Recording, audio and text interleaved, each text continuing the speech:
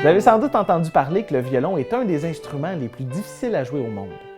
En fait, une des raisons, c'est que le violoniste doit être extrêmement précis avec ses doigts pour produire des notes justes.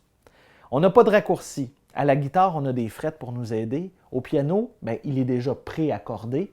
Au violon, par contre, moins qu'un millimètre suffit pour que la note produite soit fausse. Il faut donc que le violoniste puisse développer des repères solides afin d'apprendre peu à peu exactement où placer ses doigts. Maintenant, c'est sûr que le premier repère qu'il va utiliser, c'est son oreille.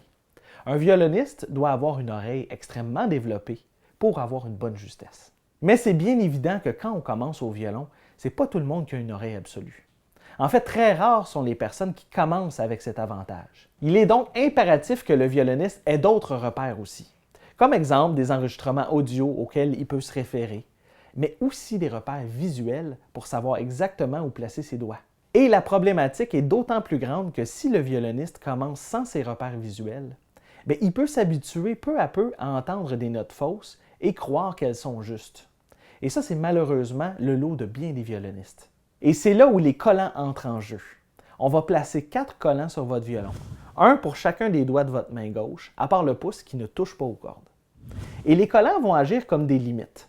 Il va falloir placer nos doigts sur les collants, mais sans jamais les dépasser. Et donc, 2 sens sont sollicités, l'ouïe et la vue. Et aussi, votre corps va s'habituer à avoir une certaine forme de mémoire musculaire.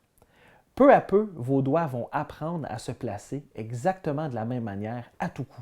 Vos collants, vous allez les garder longtemps, je dirais un minimum de 2 ans, jusqu'à ce que, sans même les regarder, vos doigts soient exactement au bon endroit.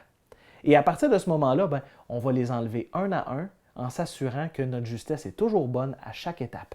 Vous allez avoir besoin de minces bandes autocollantes blanches. Je vous recommande des autocollants pour voiture parce qu'ils tiennent bien en place. Alors, où on les met les collants? En fait, tout dépend de la longueur de vos cordes. Heureusement, il existe une formule mathématique très précise, que voici, qui va vous permettre de savoir exactement où mettre les collants sur votre violon. Mais ne vous en faites pas, on fait le calcul pour vous. Il suffit de vous rendre sur la page mildorviolon.com/justesse. D'ailleurs, pour ceux et celles qui ne font pas encore partie de la communauté Mille d'Or Violon, je vous invite à aller visiter mildorviolon.com, qui est notre site web où je vous apprends dans les moindres détails comment jouer du violon, autant théoriquement que pratiquement, pour avoir du plaisir à jouer. Donc, le procédé pour savoir l'emplacement de nos collants. Premièrement, prenez une grande règle et vous calculez du sillet au chevalet et vous notez cette mesure-là en centimètres. Ensuite, vous allez sur mildorviolon.com/justesse et dans l'encadré, vous entrez la mesure en centimètres. Automatiquement, le site va se mettre à jour pour vous donner 4 mesures correspondant à vos 4 collants, calculées à partir du sillet. Donc, vous reprenez votre règle et vous partez du sillet pour retrouver l'emplacement exact où placer le premier collant. On le place sous les cordes et on fait le tour du manche. Maintenant, la bande autocollante a une certaine épaisseur. Assurez-vous que cette épaisseur-là ne dépasse pas la mesure indiquée. Parce que le collant, on le veut comme une limite pour le doigt.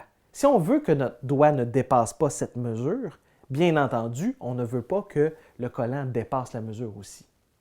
Et vous répétez l'opération pour les 3 autres collants en partant toujours du sillet. C'est donc un processus qui est assez facile à faire. À la fin, pour être certain de vous, on va utiliser notre accordeur pour vérifier notre instrument.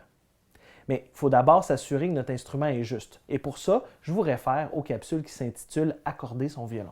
Dans votre cahier de l'élève, vous allez avoir 4 documents de référence correspondant aux 4 cordes de votre violon. Et sur chacune des cordes, on vous donne les notes correspondantes à vos collants, en français, en anglais, mais aussi le chiffre des fréquences en Hertz pour vous assurer que vous avez vraiment la bonne justesse. Pour vous permettre de vérifier d'une deuxième manière, on a mis un fichier audio sous vidéo. Donc, il suffit de jouer les notes en même temps que le fichier audio et si vous entendez exactement le même son, vous savez que votre violon est juste. Au risque de me répéter, assurez-vous que tout est beau avant de passer aux prochaines capsules. Parce que les répercussions vont être majeures si vous vous habituez à entendre des notes qui ne sont pas justes parce que vos collants ne sont pas placés aux bons endroits. Par la même occasion, je vous suggère de placer un collant au milieu de votre archet et aussi au tiers, au centre de gravité, parce que ces 2 emplacements-là sur votre archet vont vous permettre de travailler différentes techniques. On pense entre autres à bien répartir les notes également quand on fait plusieurs notes sur le même coup d'archet et éventuellement des techniques comme le spiccato. Avant de terminer, je vais vous montrer les différentes notes sur chacune des cordes. Donc, je vous invite à jouer avec moi pour pouvoir vérifier d'une autre manière la justesse de vos sons. Donc, on essaye corde de sol pour commencer, la corde à vide. Premier doigt, La. Deuxième doigt, Si. Troisième doigt, Do. Quatrième doigt, Ré. Sur la corde de Ré maintenant, la corde de vide, Ré. Premier doigt, Mi. Deuxième doigt, Fa dièse. Troisième doigt, Sol. Quatrième doigt, La. Sur la corde de La, ensuite, on a la corde à vide, La. Premier doigt, Si.